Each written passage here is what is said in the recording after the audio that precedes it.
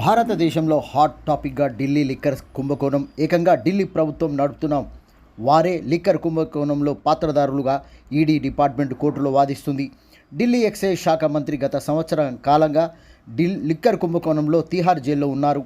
ఇటీవలే ఢిల్లీ ముఖ్యమంత్రి కేజ్రీవాల్ జైలు పాలయ్యారు. తెలంగాణ బీఆర్ఎస్ ఎమ్మెల్సీ కవిత తిహార్ జైలులో లిక్కర్ కేసులో మగ్గుతున్న విషయం తెలిసిందే. లిక్కర్ వ్యాపారంలో ఏముందో ఎందుకంత ఆసక్తి చూపుతున్న నేతలు అనేది అనుమానం కలగక మానదు సామాన్యులకు. ఏ వస్తువుకు ప్రజల్లో మంచి డిమాండ్ ఉంటుందో ఆ వస్తువుకు ప్రజల్లో ఆదరణ ఉన్నట్టేగా.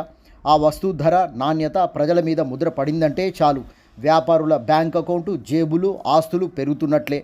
తెలంగాణ రాష్ట్రంలో ఏటా 3,000 కోట్ల రూపాయల ప్రభుత్వ ఖజానా నిండుతుందని, ఏకంగా మందుబాబులు సంపాదించిన డబ్బులు మద్యం సీసాలు కొనుక్కొని సీద తీరుతున్నందుకే ప్రభుత్వ ఖజానాతో పాటు వ్యాపారుల ఆస్తులు పెరుగుతున్నాయని అంటున్న ఆర్థిక రంగ నిపుణులు. ఎక్సైజ్ శాఖ అనుమతులు కల్తీ లిక్కర్, అక్రమ లిక్కర్ అమ్మేవారి మీద దాడులు చేసి నియంత్రిస్తున్న లిక్కర్ డిమాండ్ మాత్రం ఎంతవరకు పెరిగిందో ఇట్టే అర్థమవుతుందంటున్న వ్యాపారస్తులు. వైన్ షాపులు, బార్ అండ్ రెస్టారెంట్లు, బెల్ట్ షాపులు ఉదయం తెరవడమే లేటు, కస్టమర్లు లాగించడమే అంటున్న పనివారు. తెలంగాణ రాష్ట్రంలో బీర్ల కొరత తీవ్రంగా ఉందని తెలుస్తుంది.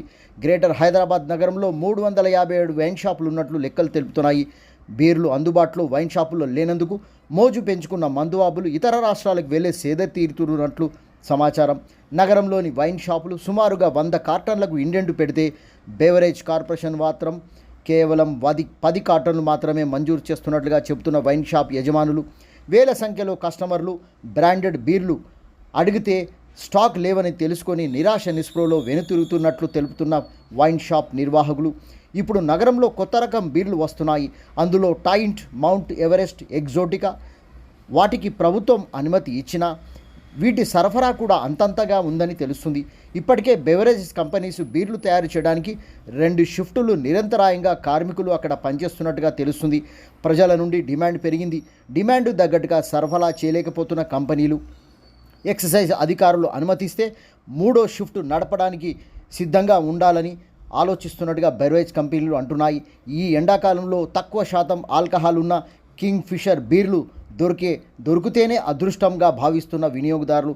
ఎండాకాలంలో బీర్లు ఎక్కువ సేల్స్ అవుతాయని, రోజుకు 2 నుంచి 3 లక్షల బీర్లు అమ్మకం అవుతాయని, కానీ ఈసారి నిరాశపరిచిందని, సరఫరా చాలా తక్కువగా ఉన్నందుకు డిమాండ్కు తగ్గట్లుగా బీర్లు అందుబాటులో లేవని అంటున్న నిర్వాహకులు.